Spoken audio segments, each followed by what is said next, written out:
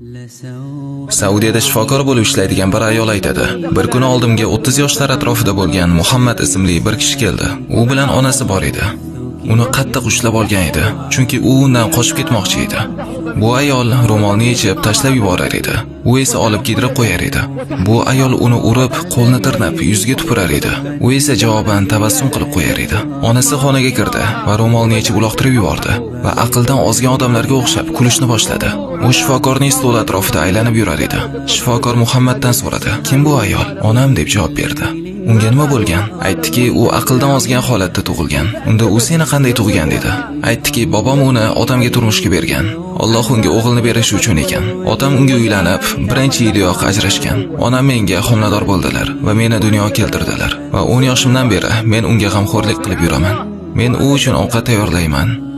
Agar uxlagani yotsam, oyog'imni uning oyog'iga bog'lab qo'yaman.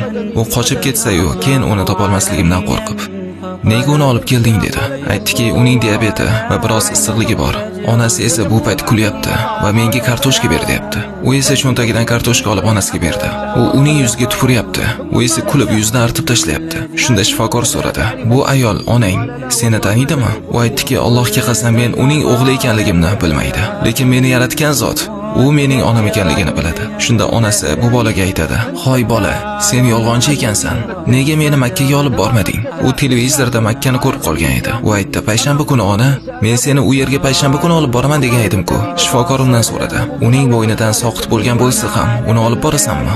Uni umraga olib borasanmi?" U aytdiki, "Har safar u Makkaga borishni xohlasa, men uni olib boraman. U men qilishga qodir bo'lgan biror narsani xohlasa-yu, men u xohlagan narsani qilmaslikni xohlamayman." Keyin u onasi bilan xonadan chiqib ketdi va shifokor eshikni yopib, qattiq yig'i bilan yig'lashni boshladi. Va aytdiki, "Men ota-onaga yaxshilik haqida eshitgan edim, lekin onasi uni bolasi ekanligini bilmagan erkakni, butun hayoti onasining oyog'i ostida bo'lganini, unga Alloh bu go'zal yaxshilik sahifasini yopmagunicha yaxshilik qilganini ko'rmaganman. U uni aqldan ozganlar shifoxonasiga berib yuborishga qodir edi, lekin u unga o'zi g'amxo'rlik qilishni ixtiyor qildi, unga jannat eshiklari ochilishi uchun. Allohim bizni fazlingdan mahrum qilmagan."